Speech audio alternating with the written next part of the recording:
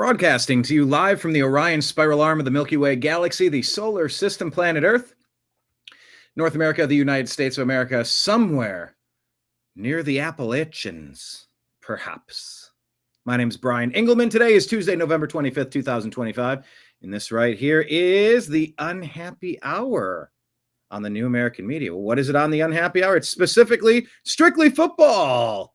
Yes, myself, Mike Bara coming in a moment. Jim Mitchell, Ez'Ryel Robinson. We're going to break down what we saw last week in the NFL. We're going to look forward with our betting trends to next week. And that begins now. Launch the show.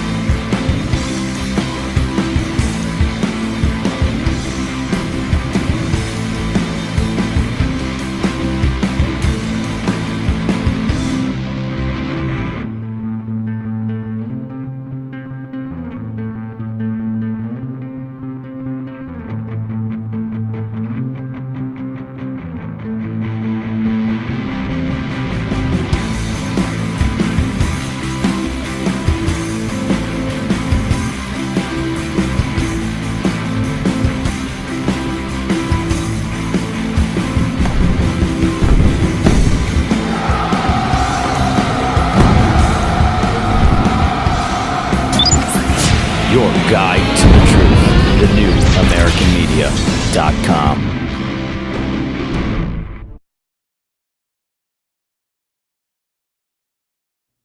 All right, that's on me. That was my other show. That was the show that I just did. They've changed this around.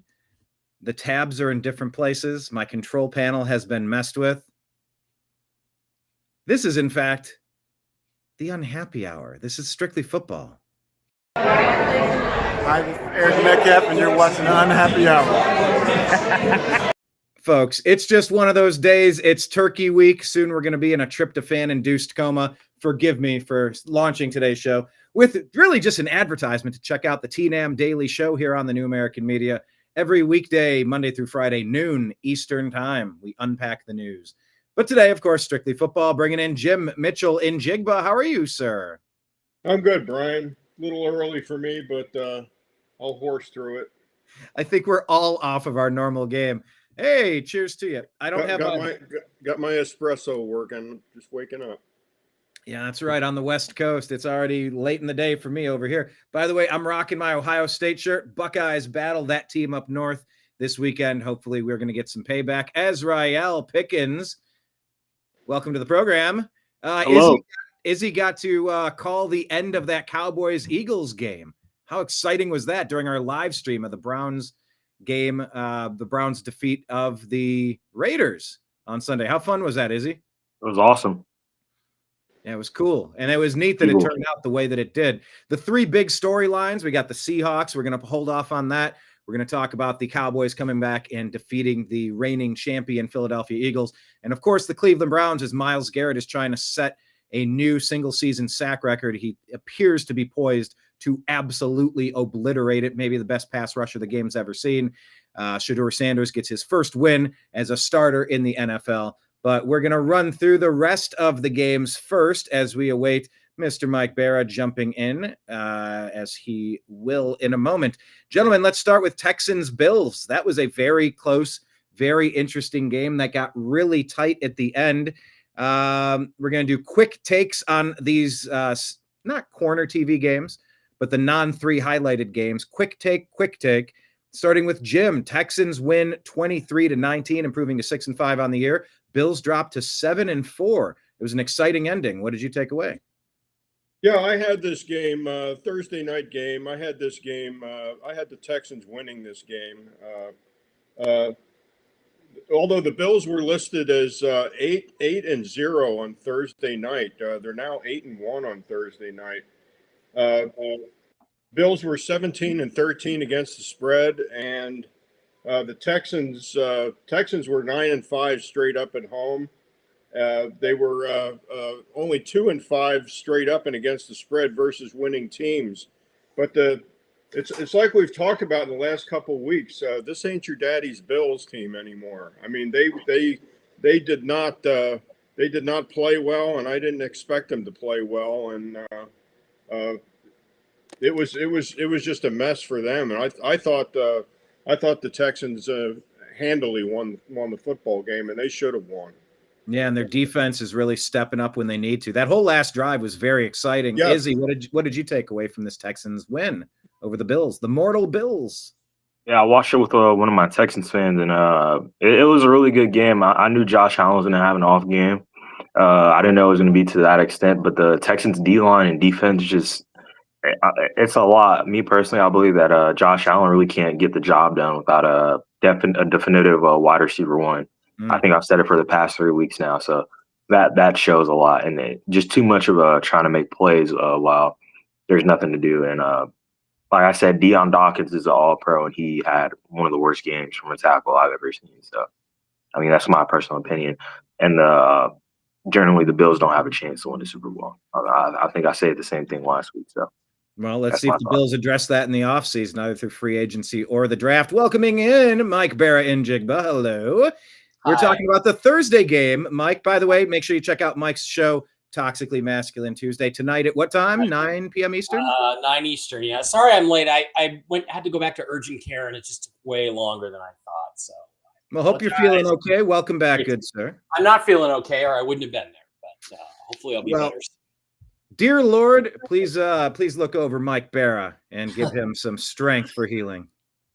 Yeah, all I got to say about this one is, the Texans defense is legit. I don't, looking back on it, I'm surprised the Seahawks were able to put up 27 on them. We must have a really good offense because you do. They looked every bit the part, and especially Will Anderson, just dominant performance. So that was the difference in the game, obviously. And Josh Allen is looking kind of mortal and needs a better supporting cast. And I'm not sure the coach is safe there because they're kind of stagnant unless they make a big run in the playoffs to make the Super Bowl.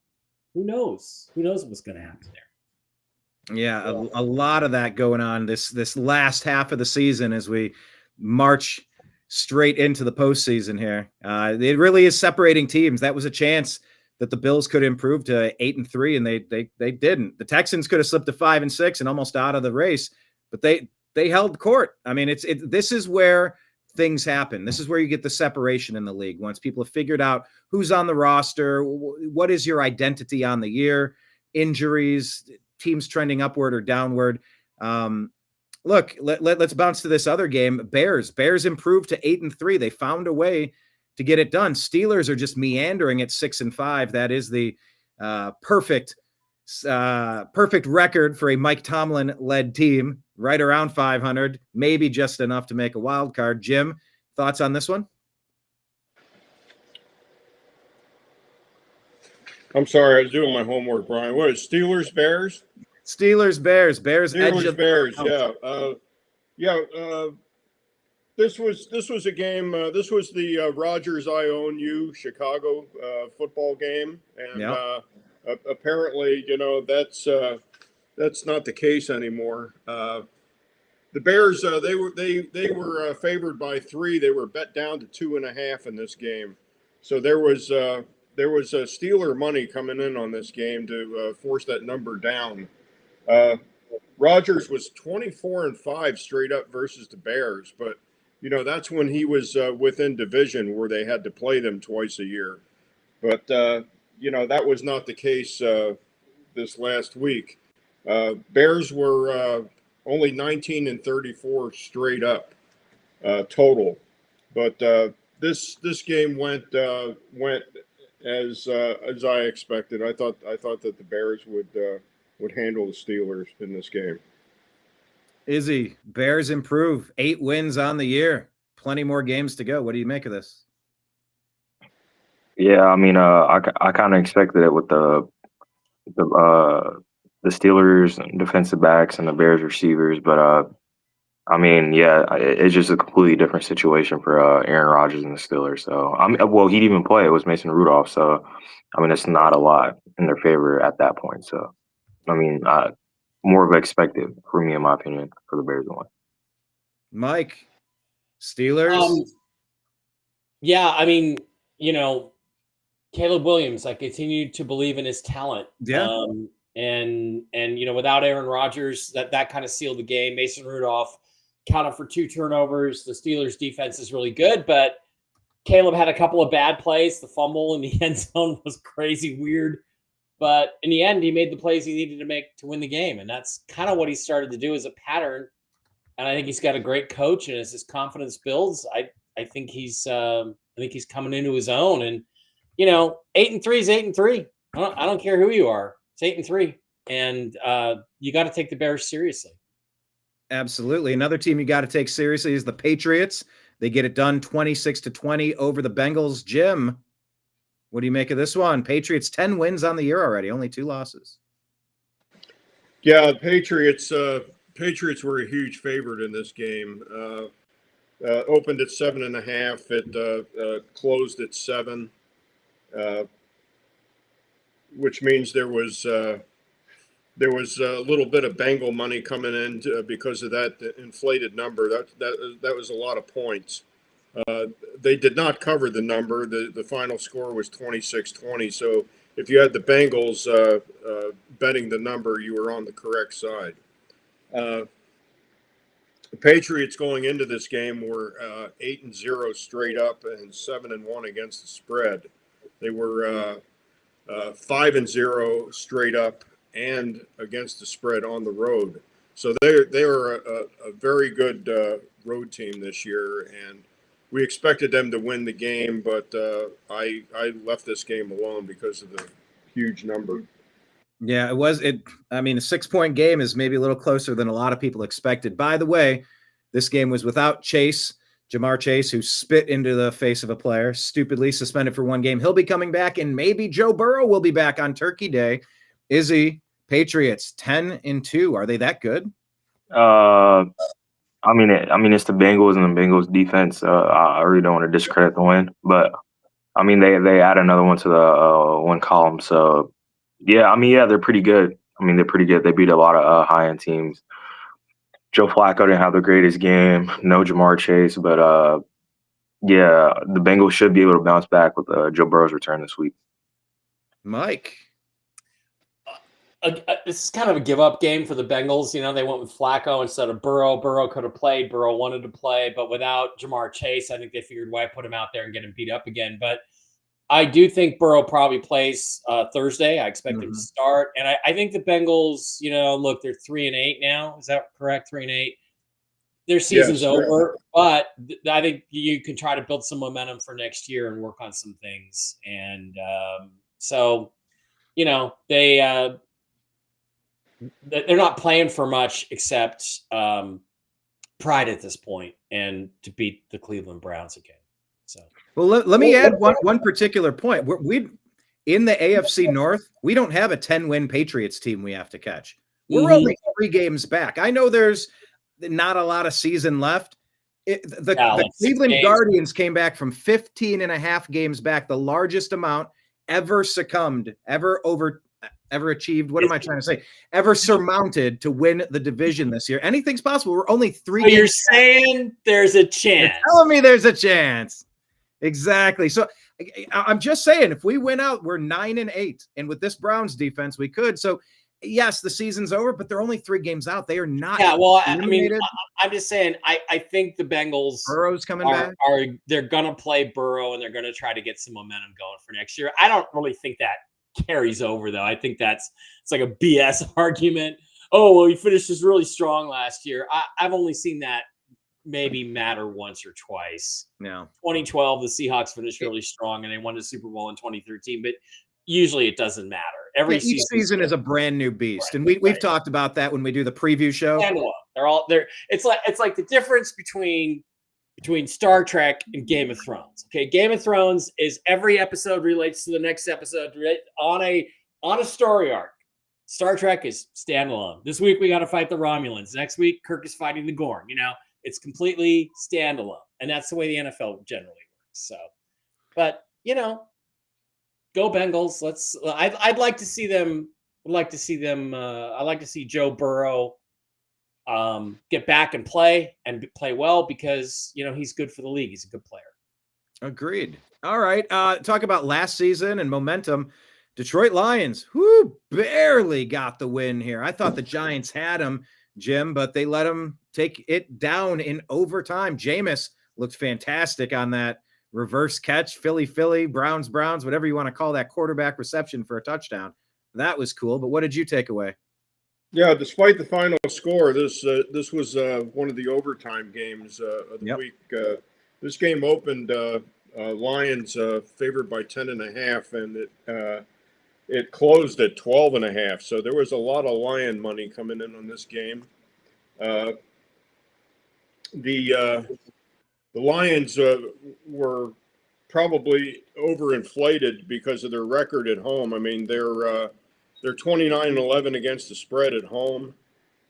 Jared Goff plays very well indoors. He's 39-14 against the spread, but the number that really only mattered in this game because, consequently, if you had the Giants side on the number, you cashed a ticket. Jameis played pretty well. I mean, I think he even caught a touchdown pass on a reverse. But the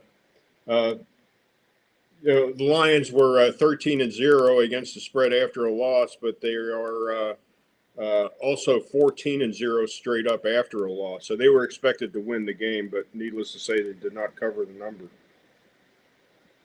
Izzy, Jameis, man, he's a fun ticket to watch if nothing else. But the Giants didn't have enough to take down the Lions today. What'd you make of this one?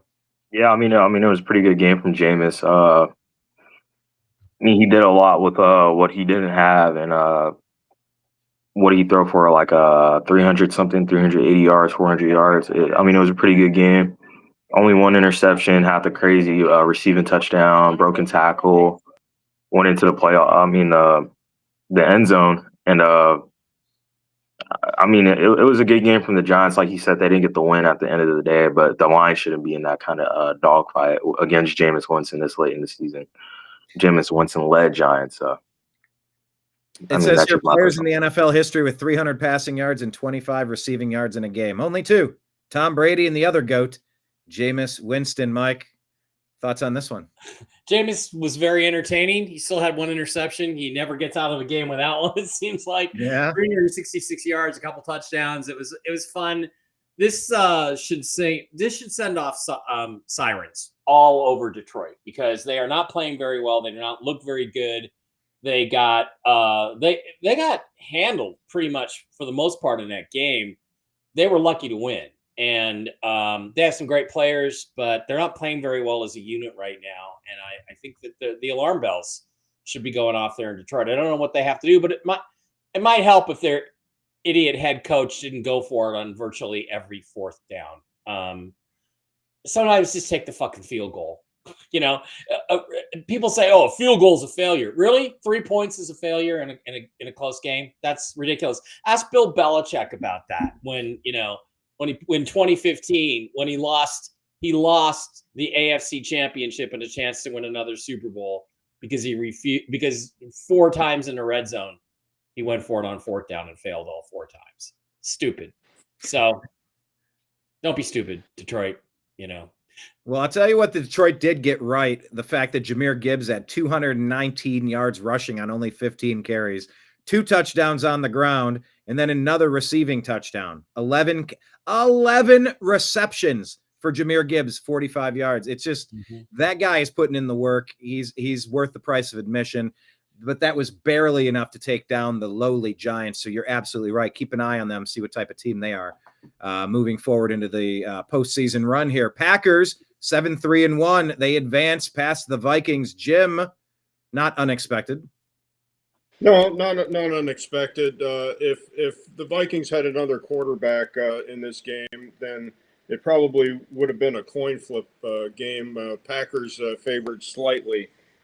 This game opened at 6.5. It pretty much closed at 6.5 as a home favorite for the Packers.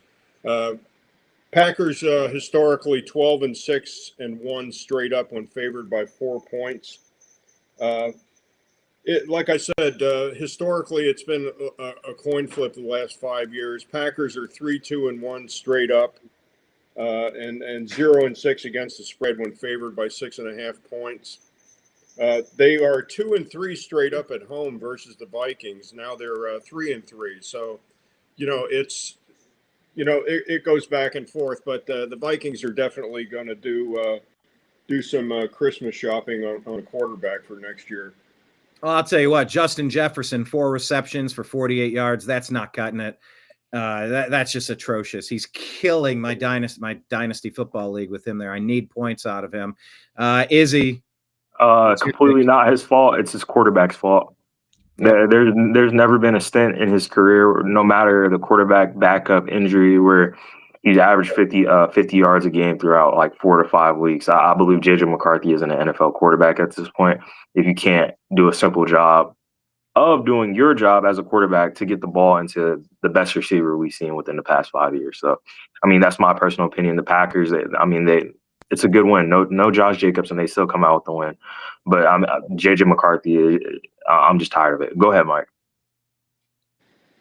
Oh, no, just J.J. McCarthy sucks. I thought he sucked coming out of college. I've been proven right. He's had 1 or 2 good games, but even his good games, statistically, he doesn't put up much.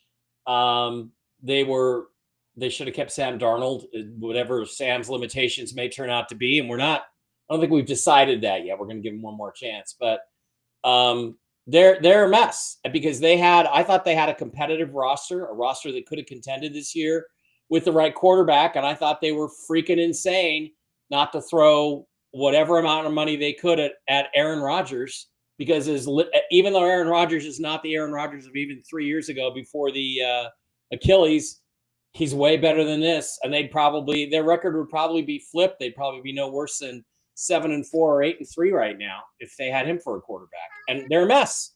And we play them next week, this Sunday coming up. I can't wait. It's going to be a massacre. So maybe not a 30-point massacre because the way our defense played last week, but yeah, they're a mess. And like Jim said, they're shopping for a quarterback next year, and it's their own fault. Yeah, it's the fault of their GM. I forget who their GM is, but I'll tell you, I thought they made the wrong calls in the offseason at that position. Being an Ohio State fan, I can tell you I don't give a damn for the whole state of Michigan. And selecting J.J. McCarthy from that team up north, from that cheating team, yeah, he cheated his way to a fake championship. They cheated their way to a fake championship. Yes, give it to the University of Washington. But, look, nothing about McCarthy ever impressed me in college. I'm like, what makes anybody think this guy's an NFL quarterback, much less a first-round pick, much less a top 10 first-round pick? I mean, this is Christian Ponder 2.0, and maybe even worse. Didn't expect a Christian Ponder drop, but I'll take it. All right, let's move on to the Colts and Chiefs game, Jim. The other one went to overtime. Chiefs pull it out, unfortunately. Yeah, this was the other overtime game, and that's going to affect the Chiefs playing Thursday night. Teams that play in overtime games do not do well on Thursday at all. Mahomes was 22-6 straight up after a loss in this game, but I expected the Colts to win this game. They did eke out the cover. The number opened at 3.5 Chiefs. I thought this number was too big. I couldn't understand the half point in this. I could understand the 3, but the score landed right on the 3, 23-20. If you had the Colts, you had the right side in this game as far as betting the side.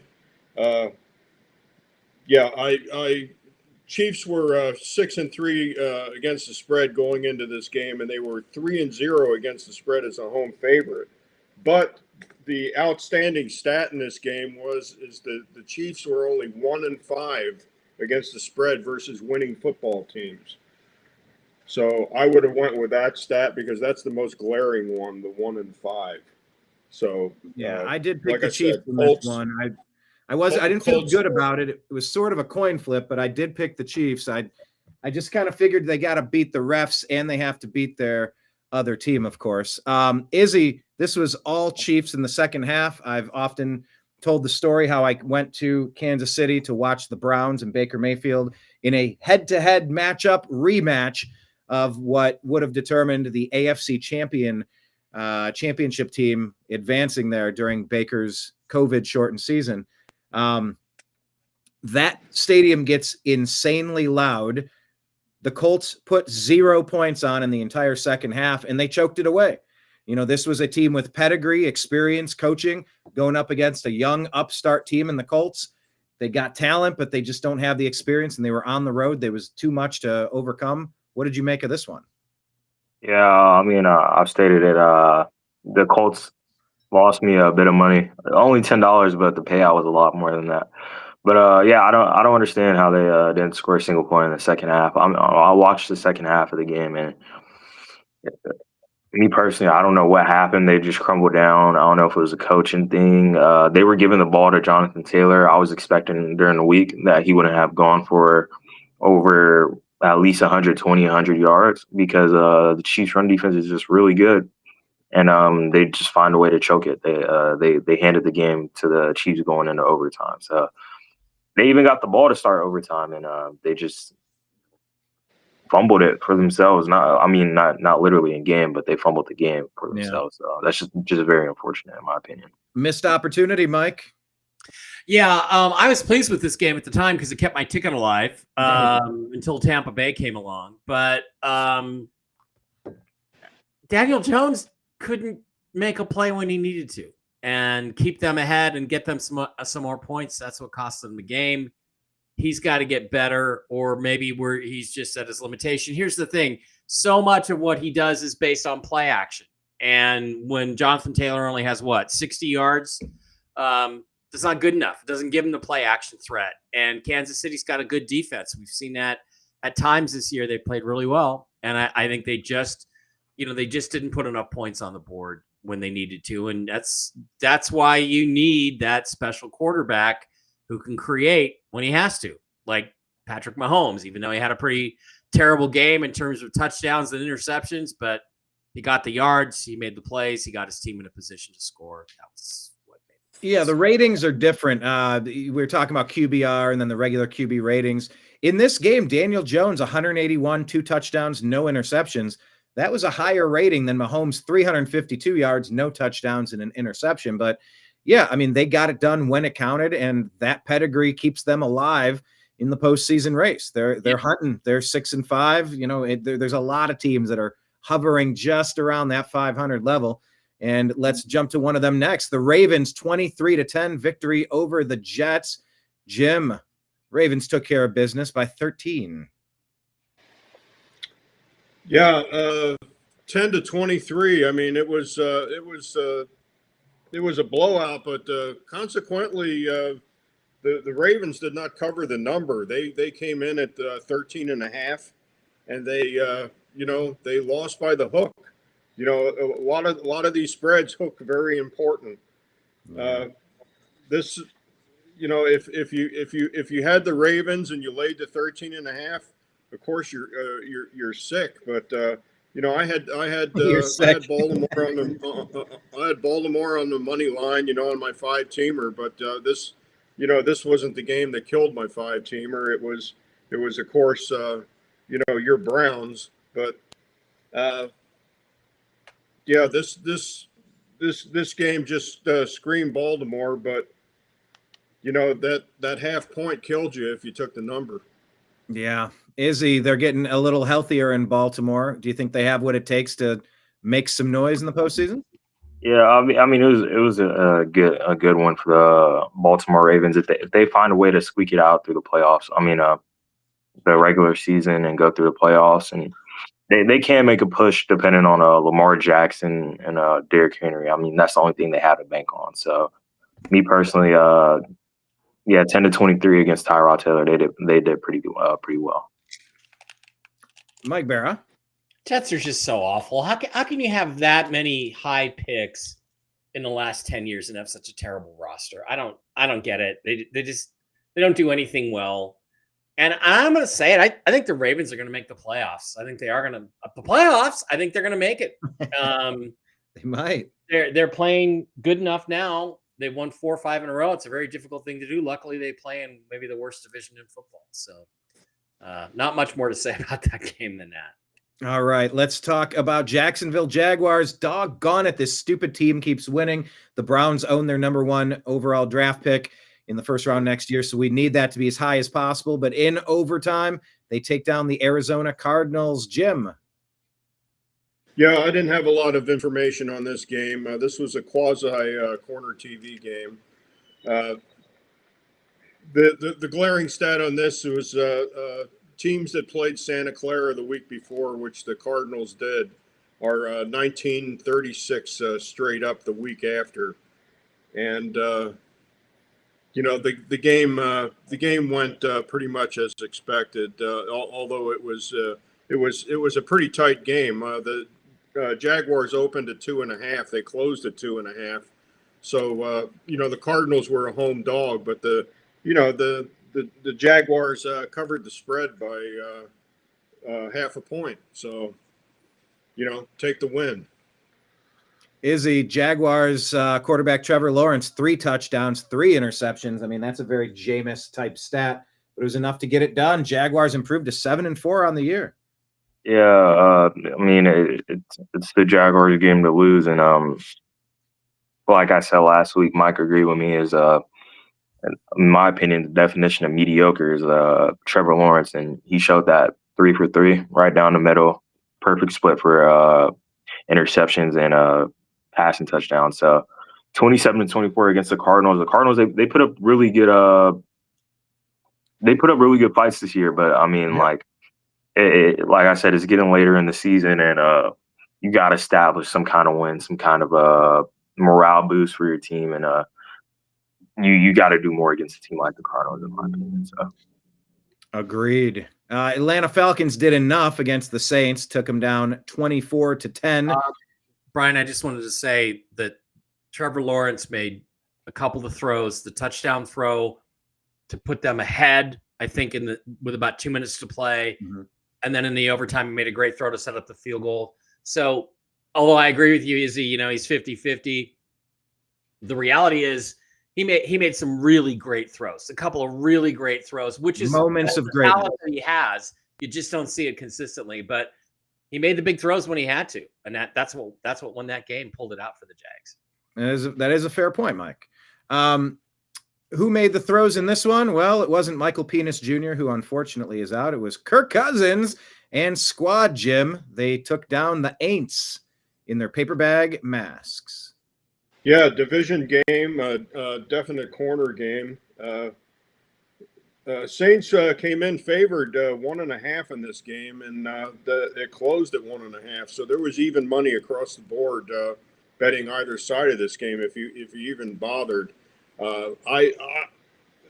Looking at this game, I was strangely enough, I was all over the Saints. I didn't actually pull the trigger on the game. I didn't have this game on my parlay at all. But the Falcons 8-22 straight up on the road. Kirk Cousins a miserable 4-15 straight up in a dome, which is kind of strange because he plays in the dome at home. Saints 4-1 straight up at home versus the Falcons, and they're 7-3 straight up overall versus the Falcons. But the Falcons won the game handily, 24-10. Probably the glaring thing of this game was the over/under was opened at 38.5, and it was bet all the way up to 40.5. So the public expected a lot of points in this game, but if you had the under, you had the correct side. Izzy, they're without their quarterback in Atlanta, but they got it done. Kirk Cousins. Yeah, like I said, they have the talent to surround an awesome offense. Tyler Shuck threw for 240 yards off of 43 pass attempts, 30 completions. So, it's not much much more they can do. I'm not The Bucks are 6-5, and I do believe that are they leading the division right now? Yeah. Yeah. So okay. Carolina Well, Panthers lost to the 49ers last night. okay. So yeah, like I mean, going back to the beginning of the year, like I said, there's some teams that could sneak out wins, like the Panthers, which they've been doing, and the division's up for grabs. So they don't have Michael Penix, they don't have Drake London, but if they get a couple more wins, they can make it work. But like I said, they have the talent for it, in my opinion. Mike, the fail cons did not fail here. No, Kirk Cousins, he's a veteran. He's still efficient. He's not a great player. He's never going to be, but he's very efficient. And, he beat the rookie quarterback. So I think that's what it comes down to. They just got a lot better quarterback play, and that mattered. It did. Talk about quarterback play. Man, did you see the Rams game, the late night game on Sunday? They just launched out of the gate, 31 points in the first half, and just went on cruise control, winning against the Buccaneers, the injured Baker Mayfield in this one, 34-7. Rams improved to 9-2. Bucks fall to 6-5, Jim. Yeah, Bucks going into this game, 17-6 against the spread on the road. Pretty big number, but the Rams 15-6 against the spread, and Rams when installed as a favorite 7-2 against the spread. I didn't get a chance to really watch this game, but I saw Baker go into the 10 a couple of times, and we talked about this pre-show, and I guess he's still having trouble with that left shoulder, right, Brian? Yeah, they're playing it close to the vest. Can he play next week? I swear I saw this play out exactly the same way in Cleveland. We'll see how bad the injury is. That one was a torn labrum that he tried to play through. He tried to do that Hail Mary at halftime, and he collapsed. He just went down. That shoulder, it's not his throwing shoulder. It is attached to the thing that's pivoting, and it doesn't matter. You could injure that, and it's going to mess up. It's a teeter-totter on that shoulder line. If one is injured, you're going to have a problem. So yeah, he's we'll see. Waiting a little bit more confirmation on the injury, exactly how long he'll be out, but it's too bad to see. Obviously, I'm one of the biggest Baker Mayfield fans on earth. Jim, did you have another thought on this one? No, that's it. Who's Baker's backup, by the way, Brian? That would be Teddy Bridgewater and his really thick braids.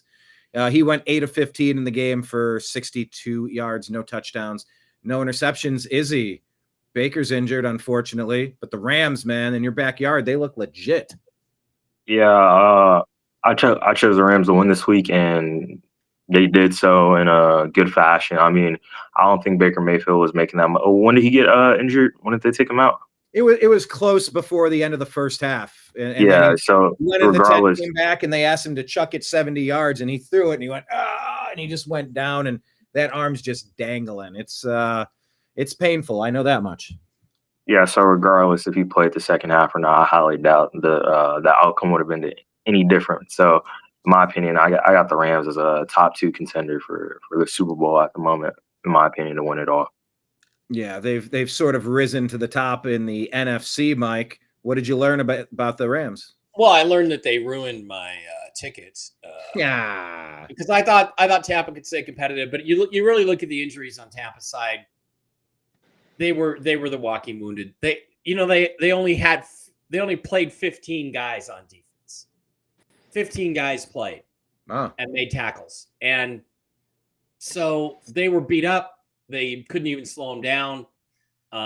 We saw the week before, if you pressure Stafford and contain him, he's not that great. But if you don't pressure him and you just let Sean McVay run all of his exotic stuff and don't really put any pressure on him, he's going to carve you up like a Thanksgiving turkey, and that's what they did. So good for them. Yeah, we'll keep our eyes peeled on the quarterback position over there. I referenced this one a second ago. 49ers took care of business 20-9 over the 6-6 Panthers, Jim. Yeah, Panthers Monday night game last night. Panthers going into this game 5-17-1 straight up on the road. Panthers 8-11 against the spread on the road. Purdy, real good at home, 14-7 against the spread at home. Favorites of 4 or more were 57-20 straight up. This game opened at 6.5, 49ers. It closed at 7, so Santa Clara was being bet up slightly.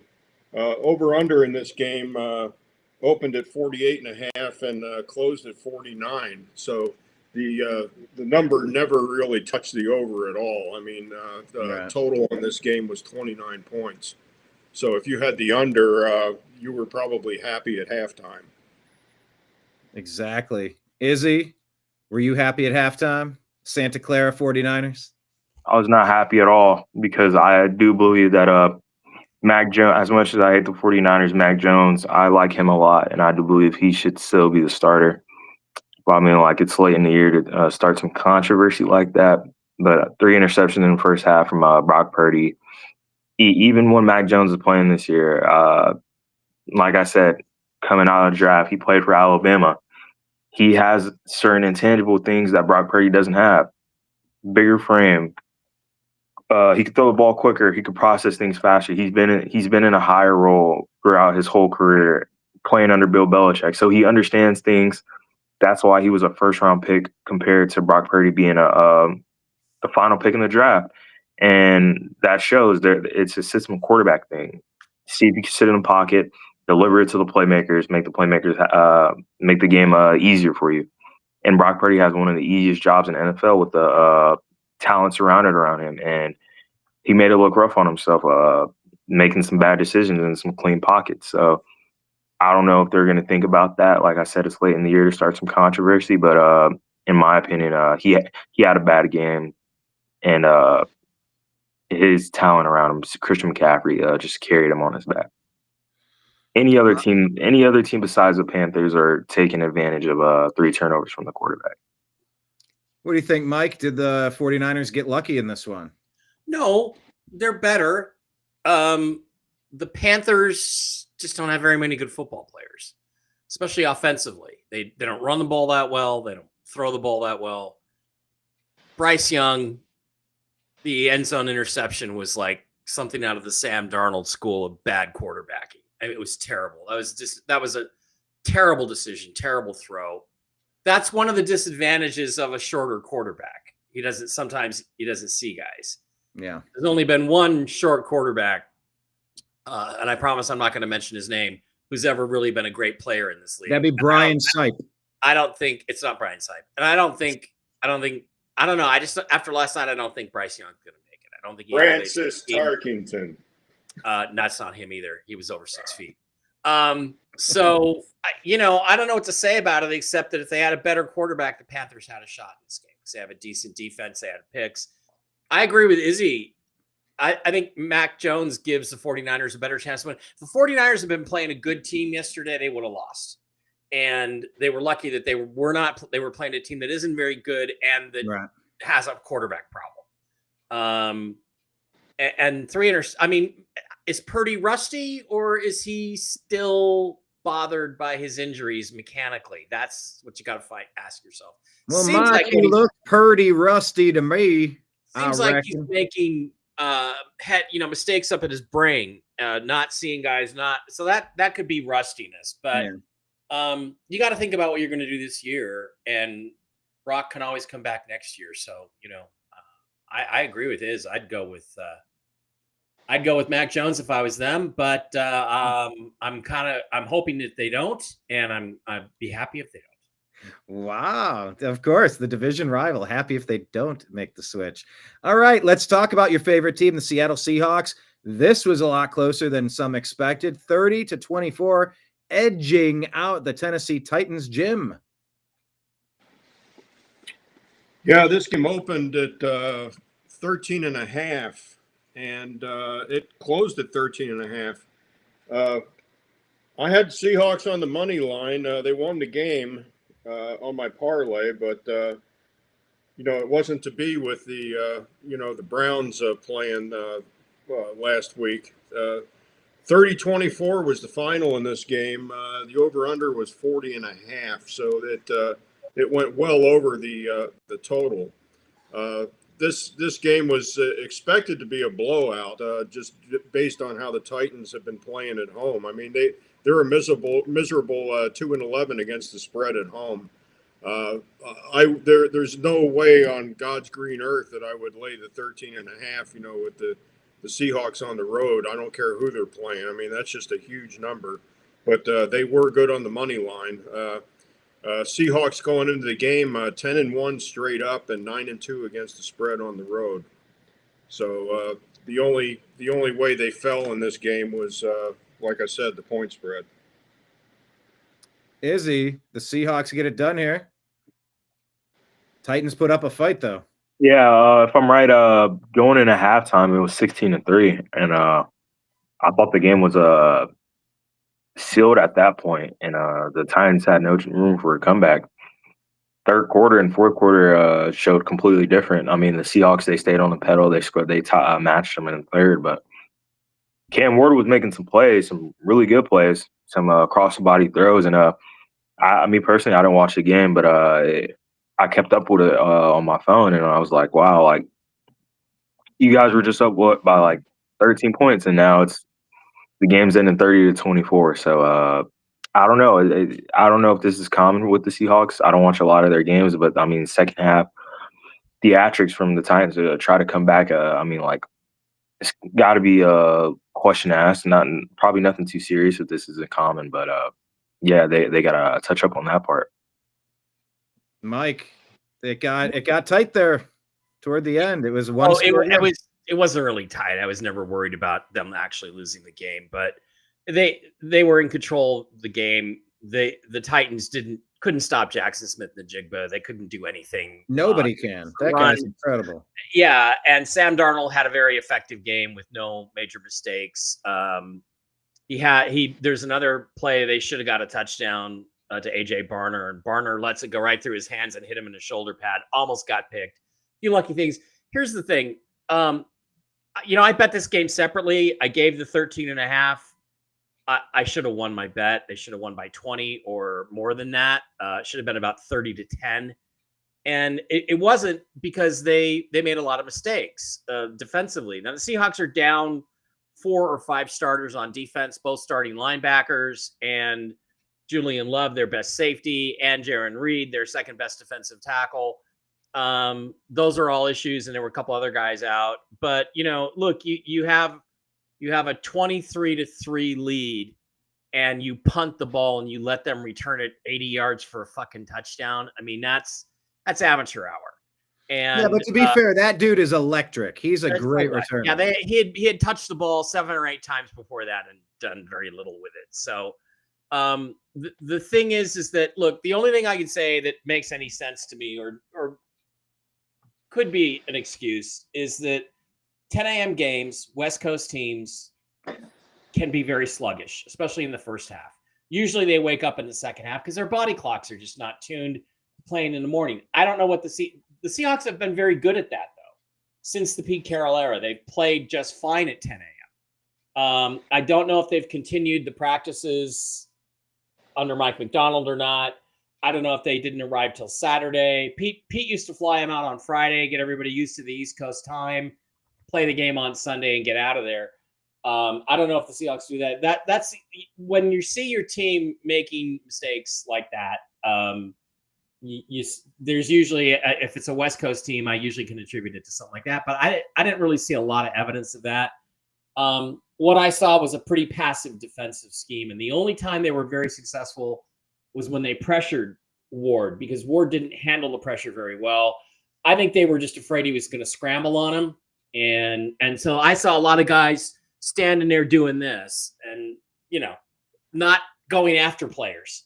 So they let them back into the game, and they shouldn't have done that. And it is something to be concerned about, because they should have played schematically. They should have been better on defense, and they shouldn't. Yeah. There's no way they should have let Tennessee get 24 points on it. And it ruined my bet. So nah. Well, you mentioned going across there, playing early morning West Coast team, and it impacting how they practice.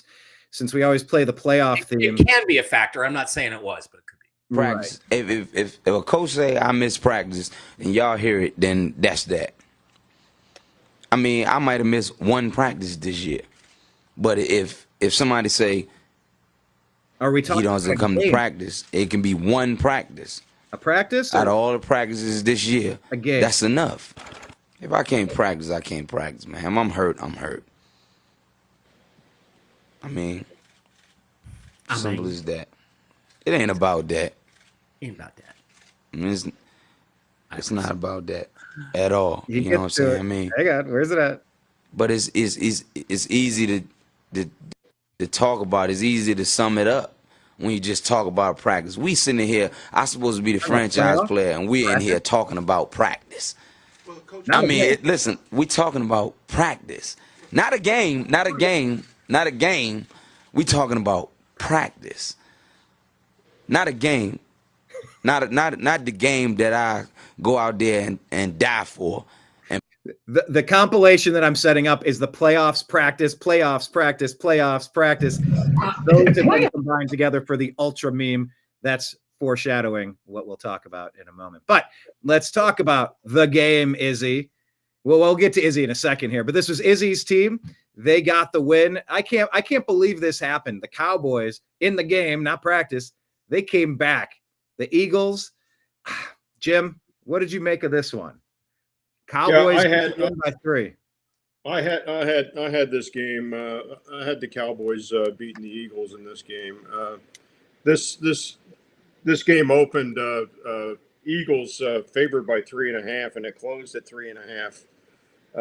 21-24 Cowboys. It wasn't looking good for the Cowboys up until probably the fourth quarter, and they just they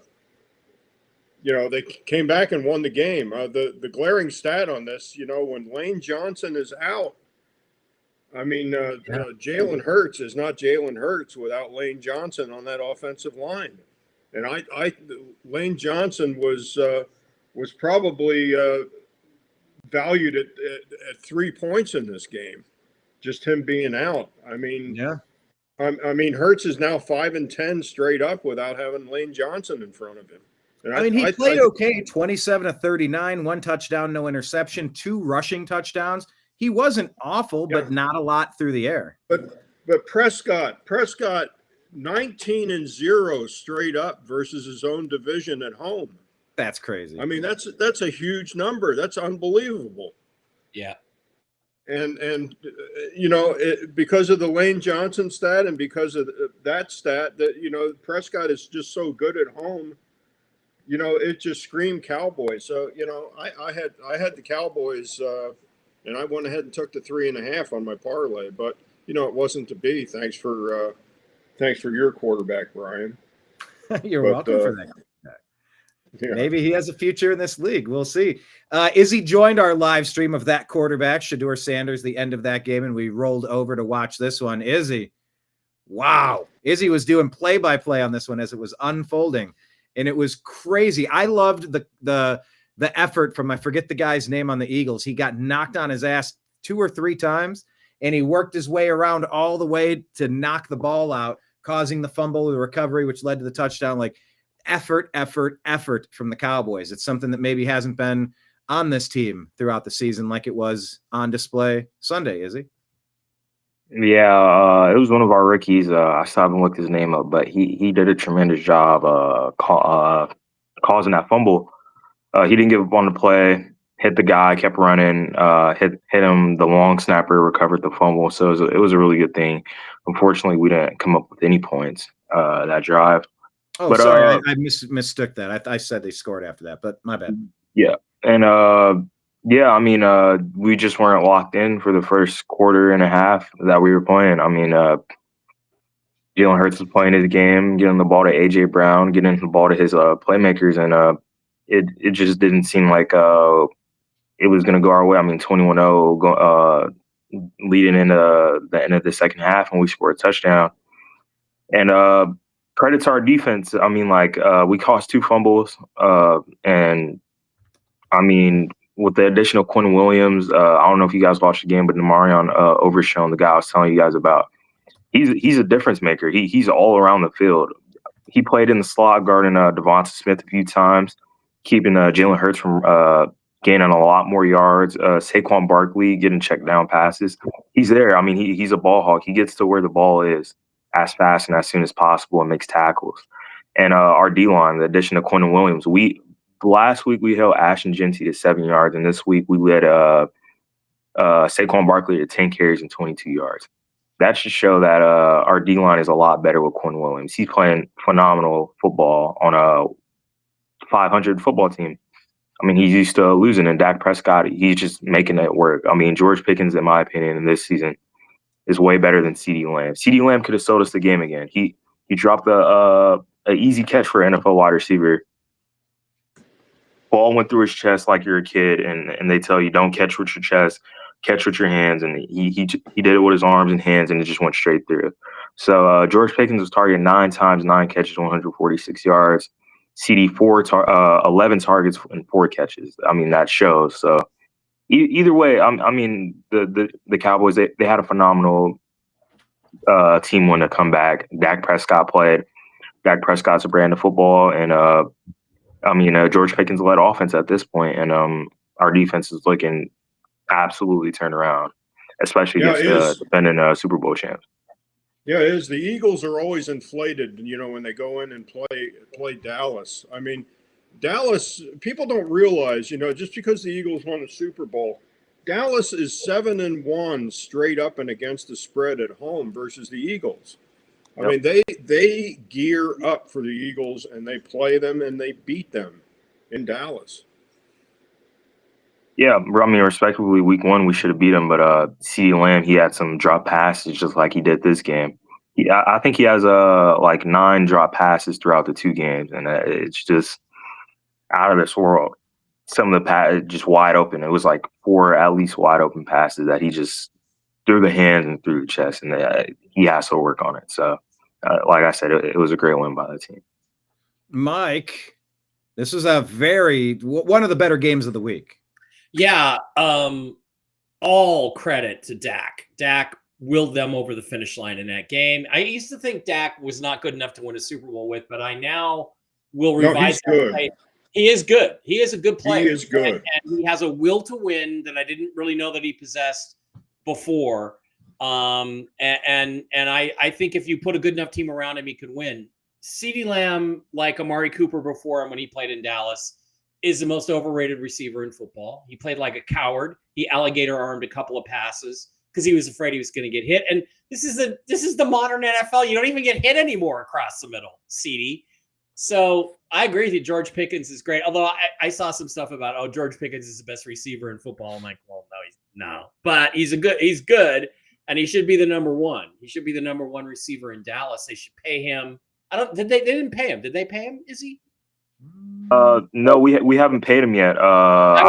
They said they're going to start contract talks during the offseason once the season's over. I would pay him, and I still don't understand why the Steelers let him go when they had him for 1 more year. I'd put him and DK together and let Aaron Rodgers do his thing. But, the Cowboys have him now. And this was just a game that the Cowboys refused to give up on. They were down, 21-3, 21-7? 21-7 going into halftime. 21-7, and everybody thought the game was over. I mean, I think we were texting back and forth, and I was saying, well, so much for the Cowboys comeback.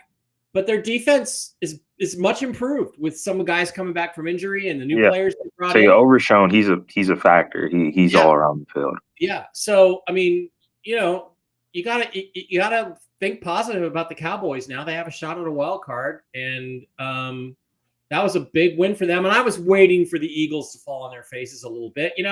They played it smart. They shut down the running game, and they made Jalen Hurts beat him through the air. And although he passed pretty well, 289 yards was a good game, only 1 touchdown. So they just said, look, Jalen Hurts is going to have to beat us through the air. And he couldn't.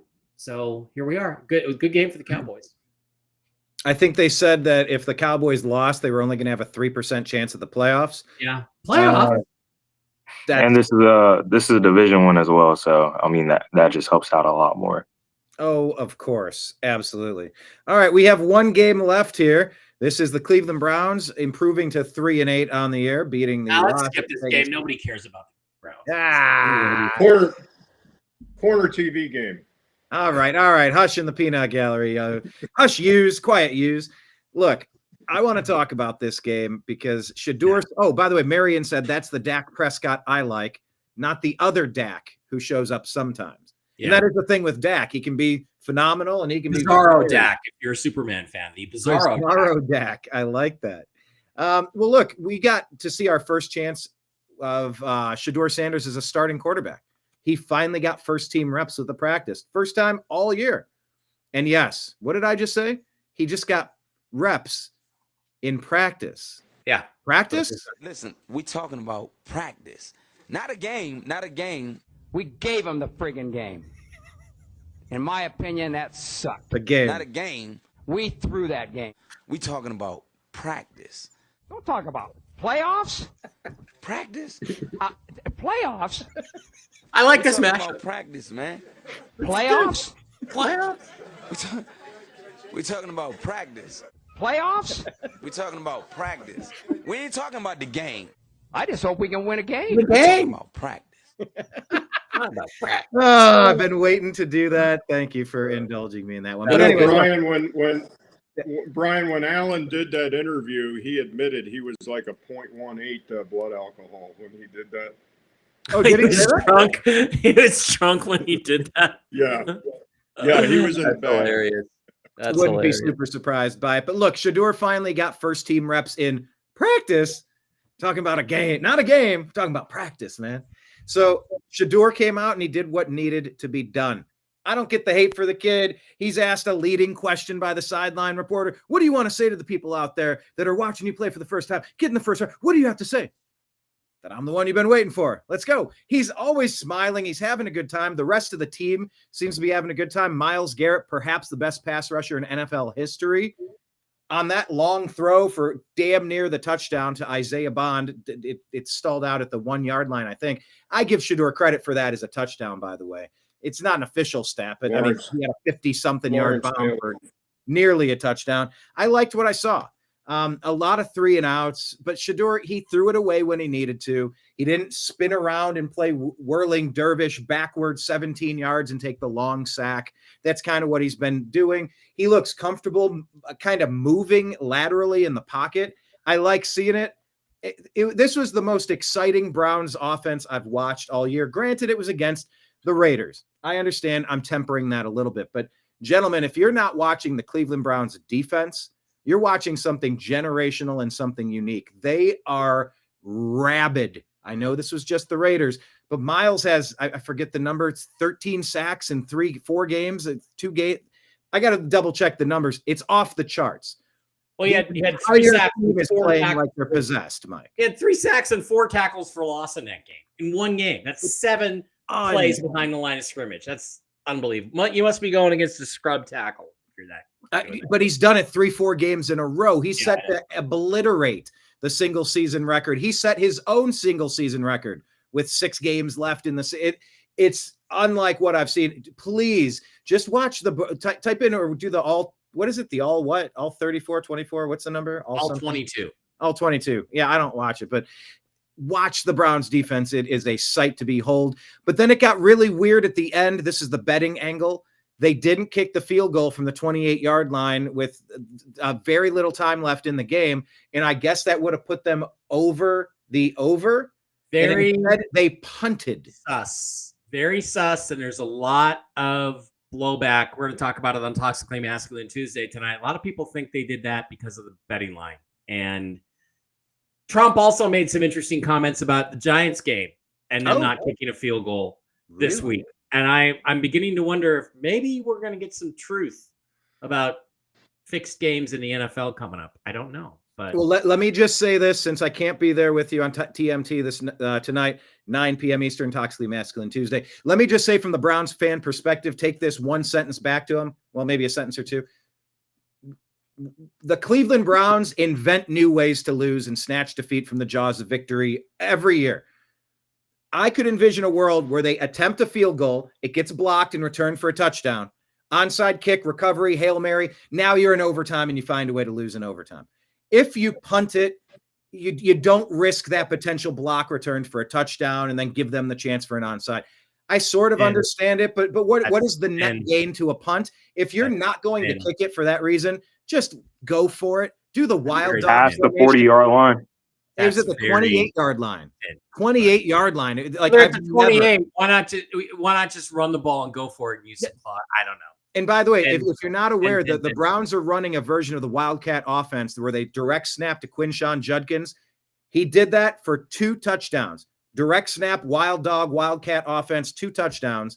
Why not do that in that situation? Fine. Super weird. But anyway, that's my take on TMT if you want to bring that back to him. It's just we've been burned on every blocked kick, special teams fiasco, onside recovery, Hail Mary flag on the play. Like, I guess they didn't want to risk that because we had the game won. Why risk it? But it's super weird. I agree. Jim, what did you make of that? And anything else in this game?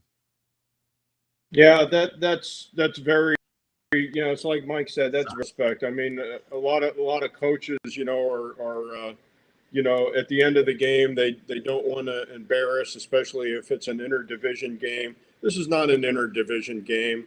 The Browns could give a rat's ass about the Raiders. If they've got a chance to put extra points on the board, you go ahead and put extra points on the board. What you guys are saying is absolutely correct. I mean, the over-under opened at 37.5. It was bet down to 36.5. Yeah. The game hits on 34. So, do the Chinese arithmetic, If they kick the field goal, the game goes over. It goes over 36.5. Yeah. There's guys screaming, tearing up tickets like Mike was doing, on Sunday. Mm-hmm. But until Tampa played, it's just ridiculous.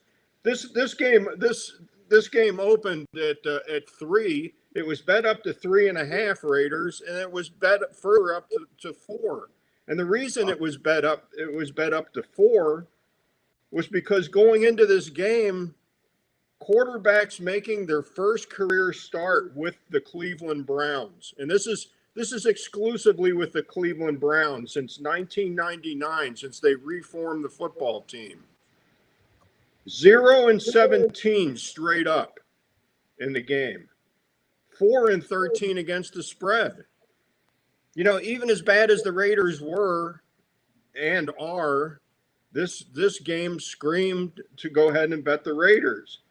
And on top of that, the Browns were 0-10 against the spread their last 10 road games. 0-10. And you're playing a rookie quarterback who's having his first start. It screamed Raiders. And there was just a lot of people tearing up tickets. Yeah, that's all I got to say. And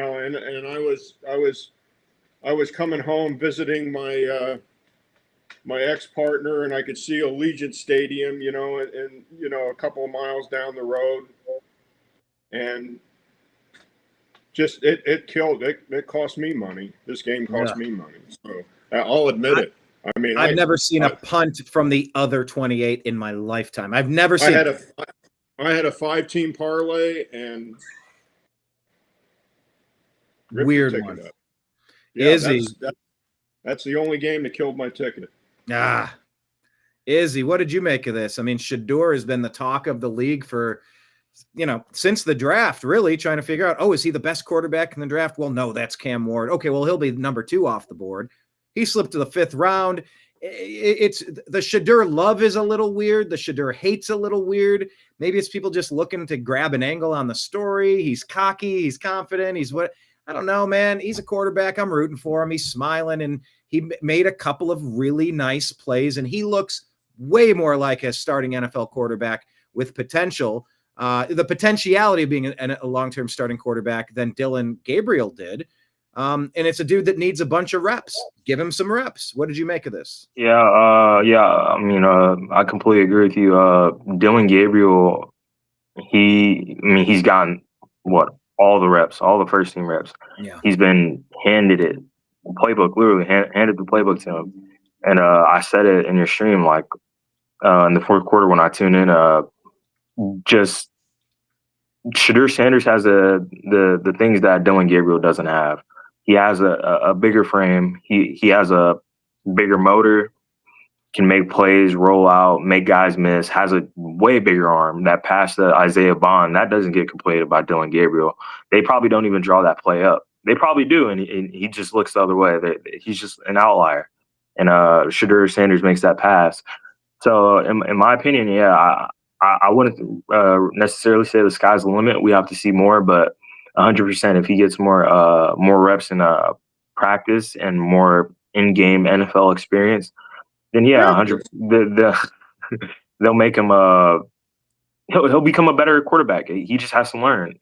Do I stay in the pocket longer, or is this guy going to do this? What's my receivers going to do? It's just getting on the first page with the whole NFL scene, and they could do a lot better. And luckily, they're starting him again. There was some question if they were going to start Dylan or Shadur, and I'm glad they went that way. So yeah, just give him the reps and see how he works. I mean, this is the Browns' future, and if they mess it up, I mean, spending a first round on quarterback next year, maybe they could get another guy that could be better. So offensive hopefully line and we wide receiver. Yeah, exactly. So hopefully we can see something happen here with Shadur. I think the Browns have 0 offensive linemen under contract for next year. Listen, we talking about that's my opinion. Yeah, so it'd be great to see Shadur get some more reps in practice, Mike Bara. Yeah, Shadur did good enough and played well and made some plays and showed his upside potential and showed why I wanted the Seahawks to draft him. As he kept sliding, I'm like, this is the guy they should take. I know he's got all the noise around him and Dion and all that shit, but good the work. reality is he's got some talent and he has a penchant for making big plays and big moments, and I think that's really important. So I think that's the guy they ought to hitch their cart to. But other people were saying, Stefanski really doesn't want him and really doesn't want him to succeed and really has made it hard on him. Other people have said, no, this is exactly the way they should have done it. Redshirt him for a year and tell him you're going to redshirt because you're not ready yet. But he's looking like he might be ready, and there's going to be some ups and some downs. So let's just play him. He's got way more upside than Dylan Gabriel. So, you may as well let him play. Yeah, one more thing to add on is I don't want to say if you guys keep up with basketball, but Shadur Sanders isn't any Luka Doncic, but the question for Luka Doncic was that he's too fat. He can't. He's too slow. He doesn't play any defense. And like you said, Shadur, a lot of people are like, oh, he's probably too cocky. He's too self-centered. He's all this personality-wise. In my opinion, if you do go out and give me 210 yards a game, 2 touchdowns, and lead your team to win, it doesn't matter. In my opinion, it doesn't matter what you're saying that much off the field to the press. If you're, oh, yeah, I knew I was going to go out there and win. I mean, it's whatever. If you're an NFL team and you want to win games and you have a quarterback that can win you games, then I just say go with the quarterback that can win you games at the end of the day. Yeah. That's my opinion. And, one thing, too, Chip Kelly lost his job. He got fired. And another offensive assistant. And, this is typical Pete Carroll. Pete's always got a teacher's pet, and he's always got a scapegoat. And Chip Kelly was the scapegoat. The guy that should be fired is Pete Carroll, because Pete is done. He's toast. He's cooked. He's not an NFL head coach anymore. And he's the one who put the staff together. So how is it not the head coach's responsibility? And I think right now he's just living on borrowed time because, Al Davis Jr. doesn't want to look, or whatever. Is it Al Davis Jr.? What's his? Is it Mark Davis? No, there. Mark Davis. Great Just doesn't haircut, want to look like an idiot who's fired his head coach for the 4th time in 5 years. It's going to be, but the end is near, and Geno Smith, the end is near. That's one of the worst performances you're ever going to see. And yeah, the Browns have a great defense, and Geno made it worse. So and he flips off the fans. It's like, got to have a little self-control, Geno. And that's one of the reasons why I never liked the guy. I didn't want him to be the quarterback for the Seahawks. The end is I'm near. glad he's in Vegas now. I'm glad he's Vegas' problem. But I feel sheriff bad. is near. Yeah, I was really hoping, because the Seahawks and the Raiders are supposed to play next year. I was really hoping they were going to play in the regular season here in Vegas, and I could go and watch my Seahawks beat up on Pete Carroll and Gino, but it doesn't look like I'm going to get that chance because neither one of them is going to be here. Yeah, they may not make it. Speaking of may not make it, today is going to be an abbreviated show because we are under a crunch. It's Turkey week. So instead of doing a Tuesday, Thursday, we're trying to cram it all in here. So here's what I'm thinking. Gentlemen, I want to make our picks real fast. And then with the time left over, let's get to all of the betting trends. Sound good with everyone? Really fast, make our picks? Sure. I'd like to get the betting trends before I make my picks, but I'll just go ahead and make them anyway. So, but we could. No. You can always, change them. You can change them later, Mike. No. I get where he's like, no, I want to. That's why you're doing so good. You keep looking at the. Well, I pay attention to what Jim tells me. Yeah, I mean, I pay attention. That's fair. Well, it wouldn't. Accurate. I was 9-5 last week, which is pretty weak. Let me share. Yeah, I was 9-5 as well. No, I like this. The one thing, Jim, you want to go caveman style and show us what we got? What were you last week? 9-5, Mike? I was 9-5 last week. I am now 115 and 63 for the season.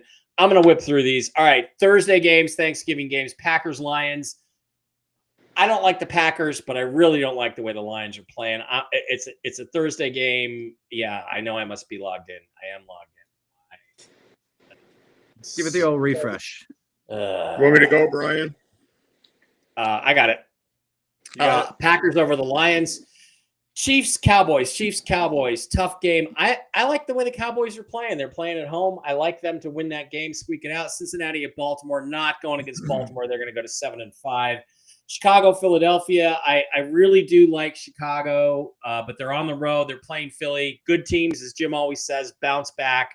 And I think that they're gonna handle Chicago. Although I think it's going to be a good game. Arizona at Tampa Bay. God, Tampa just because they're at home. Jets, Falcons. I'm going to take the Falcons because the Jets are terrible. Houston and Indianapolis. This is a good game. This is an important game. I got to go with the defense. I got to think that they're going to fully upset here. Jacksonville, Tennessee. The Jags are going to beat them. Raiders at Carolina. I hate to say it, Rams at Carolina. Rams quite easily because Bryce Young. New Orleans at Miami. Crummy game of the week. Who cares? Miami's a little better. I'll take them. Cleveland at San Francisco. I'm going to pick your Browns. I'm going to say you can beat this team with your defense. You can hold into a very low scoring game like 16-14 or something like that. Minnesota at Seattle. That should be an easy game for the Seahawks. It's, the Vikings are not good. Buffalo at Pittsburgh. I like Pittsburgh to bounce back from an unfortunate defeat. Last week, Aaron Rodgers will come back. Vegas at LA. I got to go with the Chargers. Denver at Washington. I don't know how they're 10-2, but I got to go with Denver. They're the better team. New York at New England. Easy. That's New England.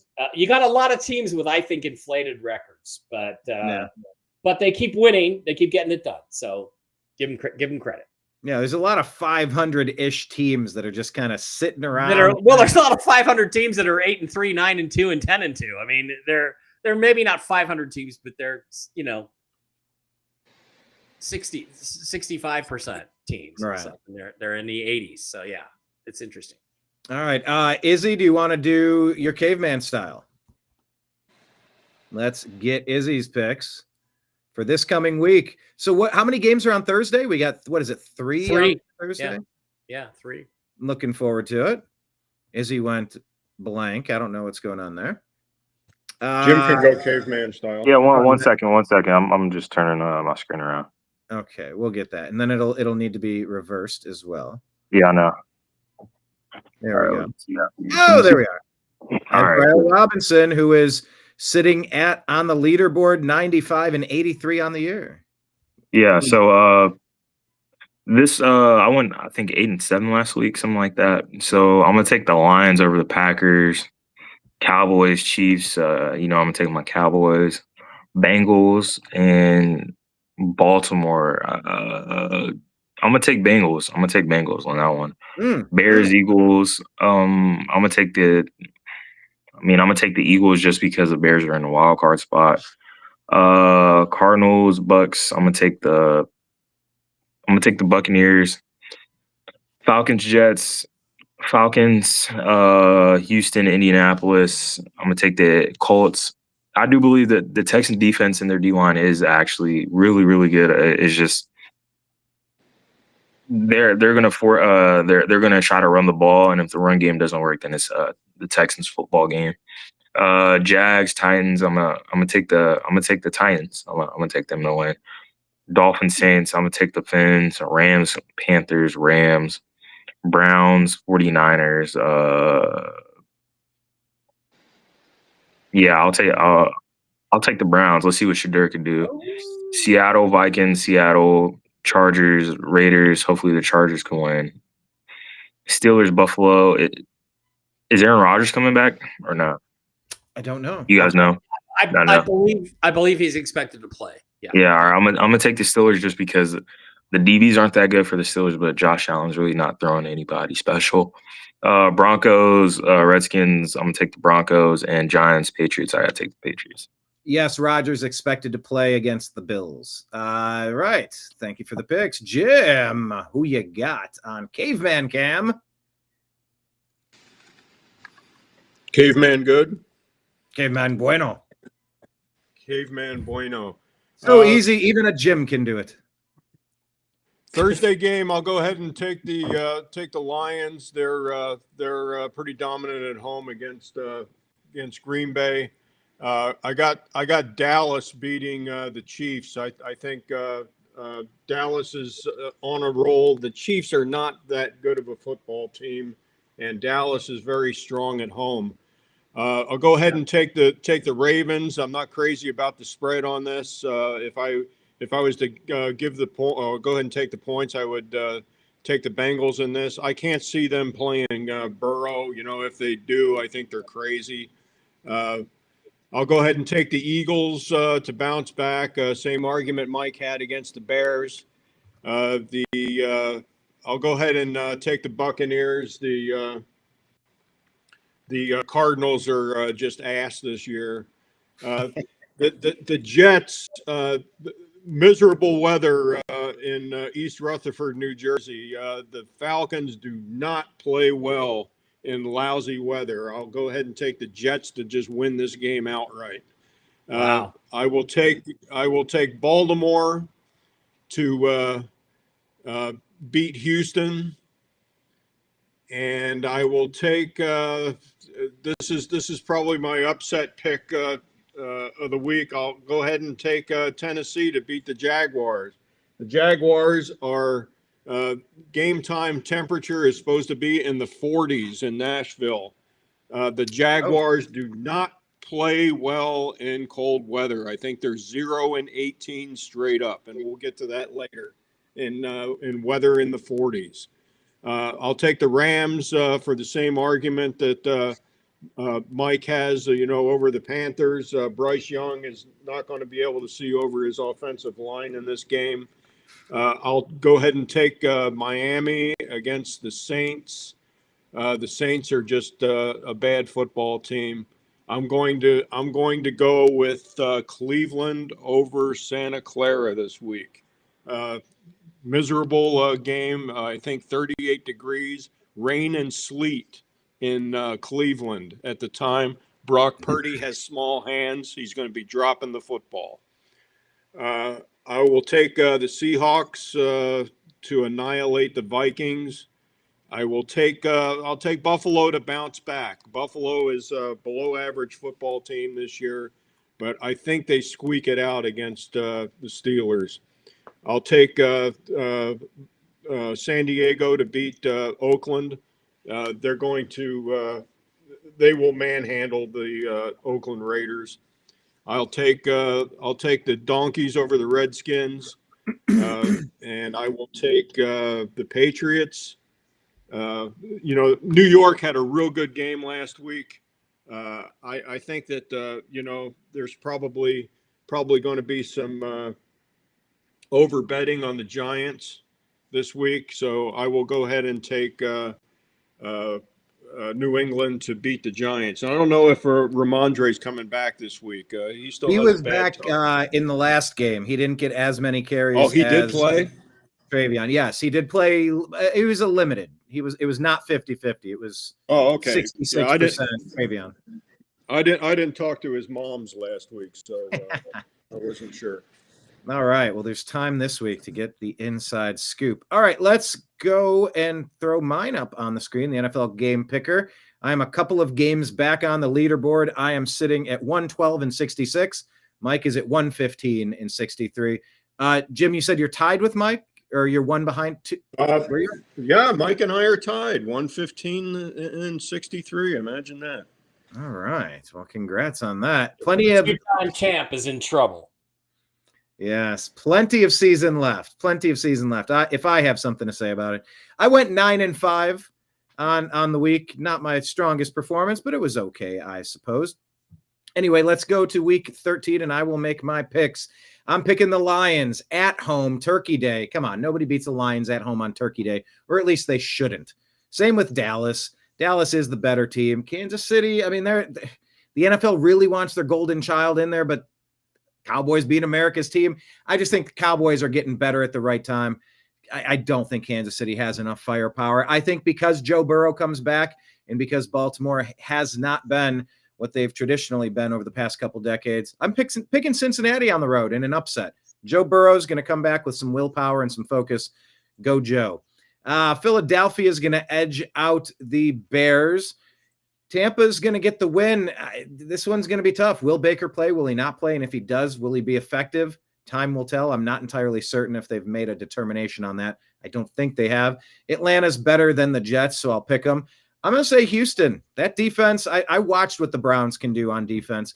It wrecks teams that we play. I know our record hasn't shown much, but our offense has been miserable under Dylan Gabriel, different under Shador. I mean, we'd be in the hunt right now if we had competent, adequate, middle-of-the-road offense.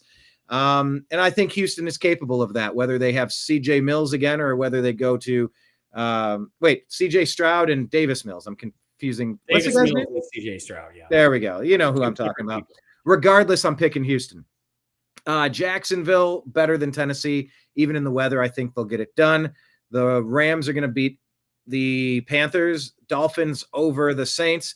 Cleveland is going to get the win here. I really think we could win out and go 9-8. I'm that crazy. And that defense is that doggone good. So I'm picking the Browns at home in shitty weather. Seattle should steamroll the Vikings, who are not, they're a shell of their former selves. Buffalo is a better team than Pittsburgh, and they're going to prove it. Chargers, that'll be a cakewalk. Denver, 9-2, something to play for. They're going to get the win. And this one's going to be a tough one, but I think New England will edge them out, fellas. So those are my picks for this week. All right, so we have a limited amount of time. I'm going to give it to Jim. Give us as much as you can on the trends for this upcoming week. Okay, we'll go through this real quick. Mike, I emailed that to you. Can you bring it up? I'll share. I got them. I'll share. There we go. Yes, and by the way, at the bottom of the screen, we're showing the social media accounts to follow: Mike Bara, seahawkboymikeb, and Mike Bara 333 on X. Make sure you hit up TNAM Football for Strictly Football, as well as the Unhappy Hour _ for the Unhappy Hour Sports Show, and at American _media_ for the New American Media. As Izzy also has one, RYELEZ. He doesn't use it a lot. He doesn't tag us. He doesn't retweet much. He doesn't heart a lot. Maybe he could get more involved than nothing this week. That's our challenge to Izzy. We'll see if he's got something in him. That's the challenge thrown down, the gauntlet to you, Mr. Ez'Ryel Robinson. But Jim Mitchell, let's see what you got. Oh, Mike was putting it up on the screen. Let me pull it. Did I not? I did share. Yeah, I'm sure. Yeah, let me click on that. There we go. All right. I think we can go this way. Perfect. That's how we want it. All right. Okay, a lot of stats this week. Every team is playing this week. There's no days off. We got 3 Thursday games. Packers and Lions. The first game, Lions opened at 2.5. As far as I know, they're still 2.5 point favorite. Packers are 19-6 against the spread as a dog of 3 points or more. The Lions are 44-15 straight up. They are 18-11 against the spread. Lions are 29-12 against the spread at home. The Lions are 3-2 straight up at home versus the Packers the last 5 years. And they are 7-2 straight up overall versus the Packers in the last 9 games. Jared Goff is 39-15 against the spread indoors. Teams that play overtime on Sunday. This is a obscure stat here. This applies to the Lions. Teams that play overtime on Sunday, then play on Thursday, are only 4-24 against the spread. So that's a big number to look at in this game. And the Lions historically are not that successful on Thanksgiving. I'm just putting it out there. So everything says Lions, therefore I'm taking the Packers. Right. I'm kind of with you on this, Mike. Next game on Thanksgiving, the Chiefs are favored by 3 points over the Cowboys. I don't really understand this number. I think it's overinflation on the part of the Chiefs. Chiefs are 6-4 against the spread. Patrick is 30-14-1 straight up as a favorite of 3 or fewer points or an underdog.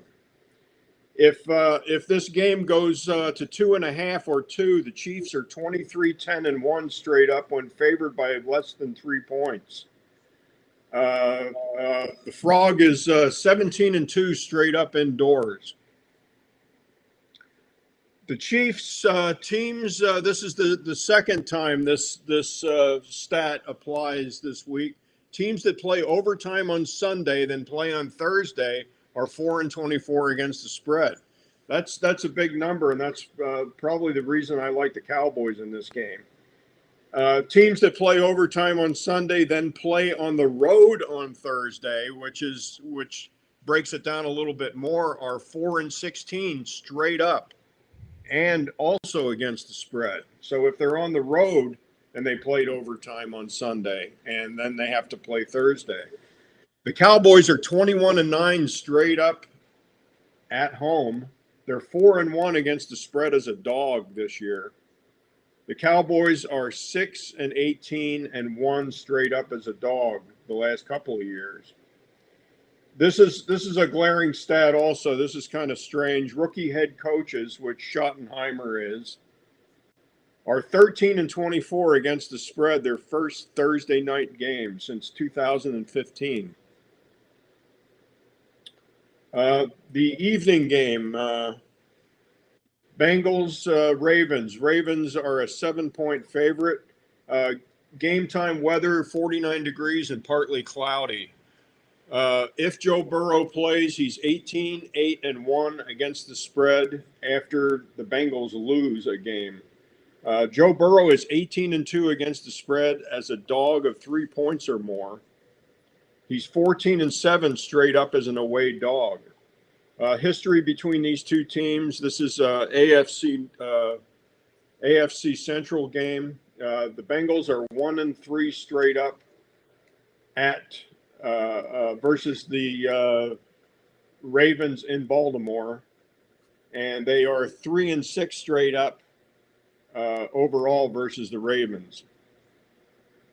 Bengals are 3-19 straight up on Thursday, Sunday, and Monday night. The Ravens are 4-7 against the spread in 2025. Lamar is 29-11 straight up. Ravens are 97-31 straight up at home as a favorite. But Lamar Jackson is only 23-28 against the spread as a home favorite. And he's 10-12 straight up as a favorite of 7 points or more. Favorites of 4 points or more are 63-22-1 straight up. Home favorites of 7+ points are 6-13 against the spread in primetime night games. So that's an important stat there. So that would favor the Bengals. This is I guess this is a weird Friday Amazon game. The Bears at the Eagles. Eagles are a 7-point favorite. Philadelphia, it's going to be 43 degrees and sunny at game time. Bears are 20-34 straight up. Bears are 8-24 straight up on the road. The Eagles are 21-11 against the spread. Jalen Hurts is 20-1 straight up as a home favorite. That's a big number. Yeah. But Jalen Hurts is only 5-10 straight up without Lane Johnson. The Eagles are 5-1 straight up versus teams with winning records, and favorites of 4 points or more are 63-22-1 straight up. This favorites of 4 points or more, I don't know if you noticed, but that trend is going up. They're winning the game more often than not. Got it. Mike, is there a second page on this one? Yes. And a third. Yes. All right. Rams, Panthers. Okay, Rams, Panthers. The Rams opened as a 10.5 point favorite over the Panthers. Game time temperature 50 degrees, and they're expected to get rain in Charlotte on Sunday. Rams are 16-6 against the spread. Rams are 8-2 against the spread as a favorite. They are 8-0 against the spread as a road favorite. So that's a huge number. And they are 9-1 against the spread on the road. Favorites of 4 or more, 63-22-1. Double-digit favorites, double-digit game, 15-14 against the spread, 50-50 against the spread. But if you like the Rams on the money line, 28-3 straight up. Panthers, teams that play Santa Clara the week before, 19-37 straight up the week after. Teams that played on Monday Night Football, this is Mike's stat. The week before are 10-15 straight up, and they are 7-17-1 against the spread the week after. So, Panthers on a short week. Santa Clara favored 6.5 over Brian's Browns. This is going to be a weather game. 38 degrees, and they're expecting rain and sleet in Cleveland at game time. Going to be a cold game, going to be a wet game. 49ers 7-3 straight up versus teams with a losing record. Favorites of 4 points or more are 63-22-1 straight up. And again, teams that played on Monday Night Football the week before are 10-15 straight up, and they are 7-17-1 against the spread the week after. I like the Browns, and I like 6.5 in this game. I'll go ahead and take the 6.5 and the Browns. Texans and Colts. Colts opened as a 4.5 point favorite.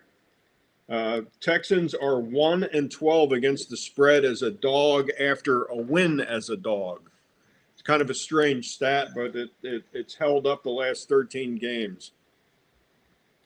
Texans are 3-5 straight up and against the spread versus teams with winning records. Texans are 3-2 straight up versus the Colts at Indianapolis, and they are 4-5-1 straight up overall versus the Colts the last 5 years. So kind of 50-50 as far as a heads-up match. But Texans 1-12 against the spread as a dog after a win as a dog. It's kind of a weird stat, but that's held up. Colts are 7-1 against the spread versus the AFC. They're 7-4 against the spread this year. Favorites of 4 points or more are 63-22-1 straight up. Saints at Dolphins. Dolphins are a 5.5 point home favorite. I think that's probably the most points the Dolphins have been favored this year. 79 degrees and thunderstorms in Miami on Sunday. Saints dome team. Saints are 2-7 against the spread as a dog. Tua 4-10 straight up. Dolphins are 3-5 against the spread at home. They are 9-22 against the spread as a home favorite. Favorites of 4 points or more, 63-22-1 straight up. Falcons and Jets. This is the ultimate corner TV game of the week. Falcons, 2.5 point favorite over the Jets. 47 degrees and rain in this game. Doesn't bode well for the Falcons. I don't understand the number. Falcons are 9-22 straight up on the road. The Jets are 7-17 against the spread when the spread is between +3 or -3. The Jets are 5-2 against the spread as a dog. Kind of like the Jets in this game, even though the Jets are a bad football team. I hate betting bad team versus bad team, but if I had to, I'd just go ahead and take the points in the Jets. Cardinals at the Buccaneers. This is an unknown Baker game, as Brian said. Buccaneers are still favored by 3 points. Tampa, weather in Tampa Sunday, 82 degrees and rain. Cardinals are 25-10 against the spread on the road overall. The last 35 games they've played. Buccaneers are 14-5 straight up as a home favorite. I don't care who plays quarterback. Teddy Bridgewater is a moderate to good quarterback as a backup. I'd go ahead and lay the 3 and take the Bucs. Jaguars -6.5 against the Titans. Nashville supposed to be 45 degrees and rain at game time. The Jaguars historically 2-2 straight up versus the Titans in Nashville, and they are 5-4 straight up versus the Titans. Division game, they're familiar with each other. Favorites of 4 points or more, 63-22-1 straight up. Big stat in this game. The Jacksonville Jaguars, guys, are 1-18 straight up when the temperature is under 50 degrees. And that's a hardball stat right there. 1-18. Florida teams do not play well when it's cold out. Yeah. Titans are 7-21 against the spread, and they are 3-11 against the spread at home. Not for nothing, the Titans have been playing a little bit better each week as it goes. I would go ahead. Don't like the game on a parlay, but Titans look kind of tasty getting 6.5 in this game. Screen number 3, Mike. There we go. Vikings at our Seahawks. Seahawks are favored by 10.5 in this game. Temperature 48 degrees game time and cloudy. Vikings are 4-4 against the spread as a road. They are 4-2 against the spread when a dog of 4 or more points. The Seahawks are only 5-9 against the spread at home. Favorites of 4 points or more, 63-22-1. Double-digit favorites are 15-14 against the spread, but double-digit favorites are 28-3 straight up. This game screams money line. Mike, what do you think? Yeah, I agree with you. I like the Seahawks. I don't like the spread. No. Just based on the way the defense played last week. You know, yeah, correct. I mean, the Vikings, J.J. McCarthy's the quarterback, but they also have Justin Jefferson and some other guys that can make plays that, you know, you could have a broken coverage and, you know, a 5-yard dump off, a wide receiver screen ends up to be a 66-yard touchdown or something. So you got to be careful of that.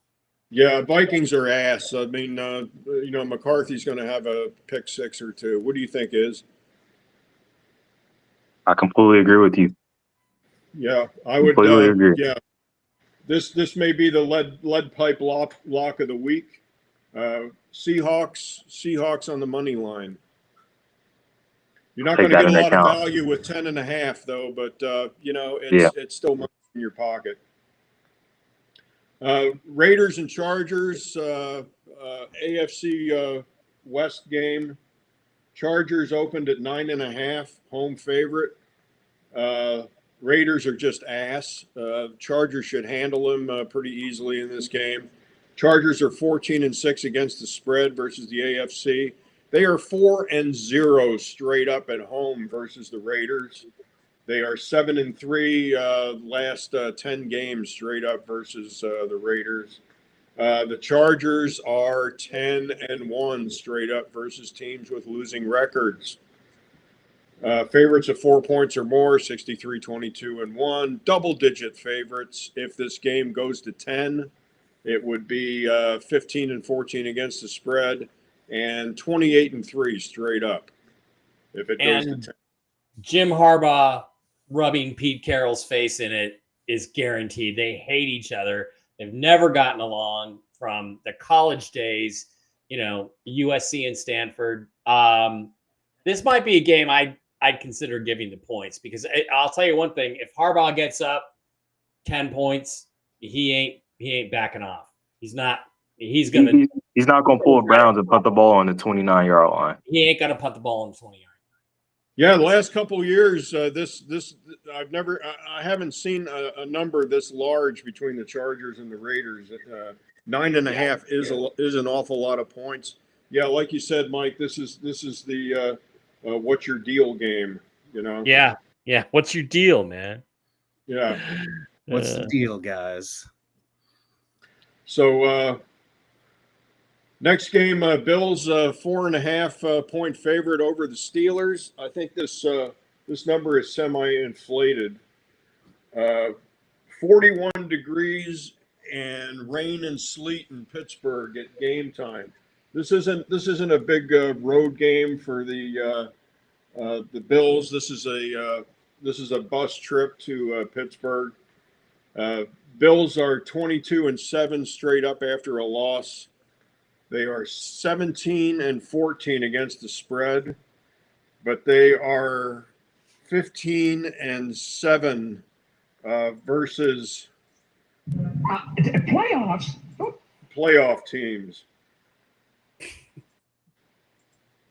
Let's see. Favorites of 4 points or more, 63-22, and 1 straight up. The Steelers are 22-9 and 3 straight up as a home dog. They are 13-6 against the spread at home, and they are 10-3-2 against the spread when getting 3 points or more at home.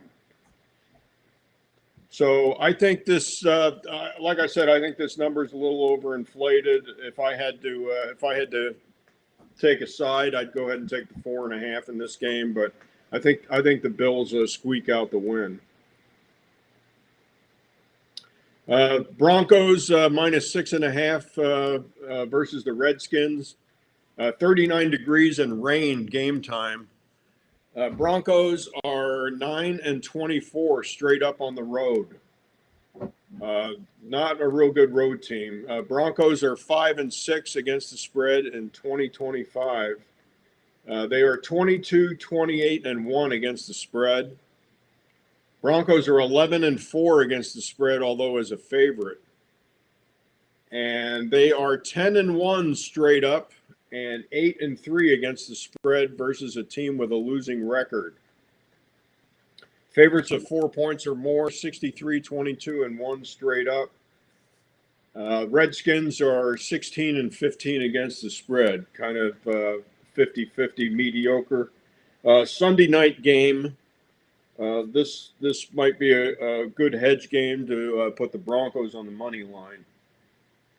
That way, if you had to protect your ticket, you would pay a minimal amount of money on the Redskins, to win the game, and that would be a good deal as far as protecting your parlay. Giants at Patriots Monday night. Patriots are a 7.5 point favorite in this game. 38 degrees and partly cloudy game time. The Giants are a miserable 2-17 straight up on Sunday, Monday, and Thursday nights. They are 22-17 against the spread as a road dog, and they are 8-15 against the spread as a dog. Jameis Winston is 4-8 against the spread. His numbers have been coming up against the spread.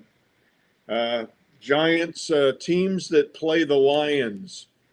the week before are 8-16 straight up, and they are 6-18 against the spread the week after. So that's a 3-1 favorite in favor of the Patriots as far as covering that number.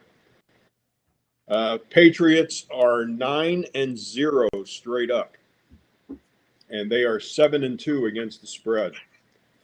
I hate that half point in that number. If that was 7, I would entertain taking that. But this would be another good hedge game to bet.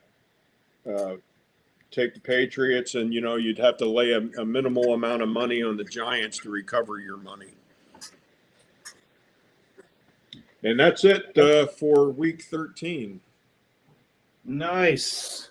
Mike, would that have changed any of your picks? I don't really like any of the games. Taking it easy this week. I really kind of like the Chargers and give the points, but that's a minimal payout. And I like the Seahawks and give the points, but that's about it. Izzy, do you have a lead pipe lock of the week? Yeah.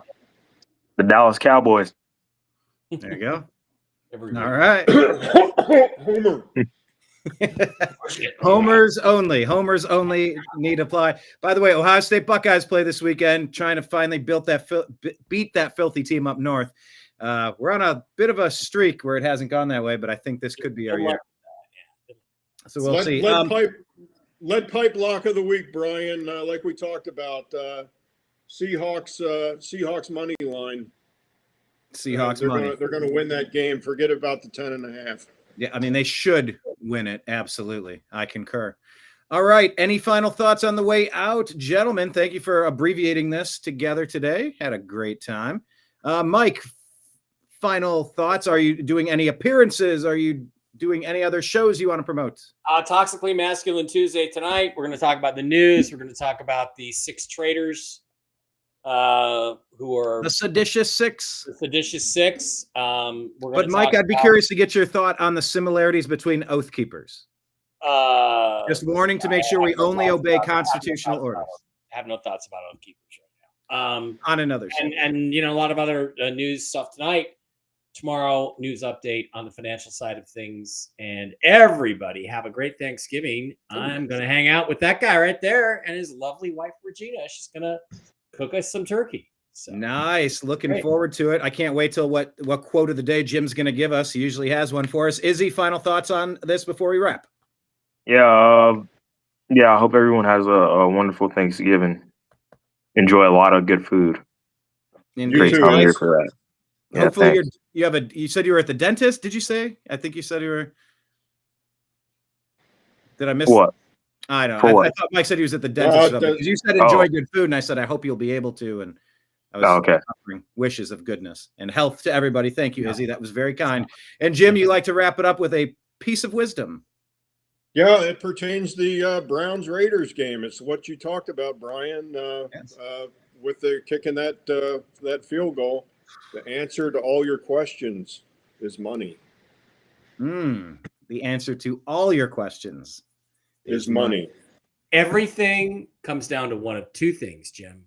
Money or aliens. Money or aliens. Ooh. Everything. Money or aliens. Money, aliens, or chicks. Babes. Space babes are into money. And Mike and Dave will be coming over. We'll be watching some 85-inch football all day. Yeah. Nice. We'll have a blast. Feel free to tweet at the group and everything. Send some stuff out. We'll reshare it. Make sure you're following all of us here on Strictly Football. We appreciate you being here. Happy Turkey Week. Thank you, everybody. We'll be back next week. Until then, I appreciate you. I love you. And we'll talk to you again soon. Take care, everybody. Peace. Peace. Hi, this is Eric Metcalf, and you're watching Unhappy Hour.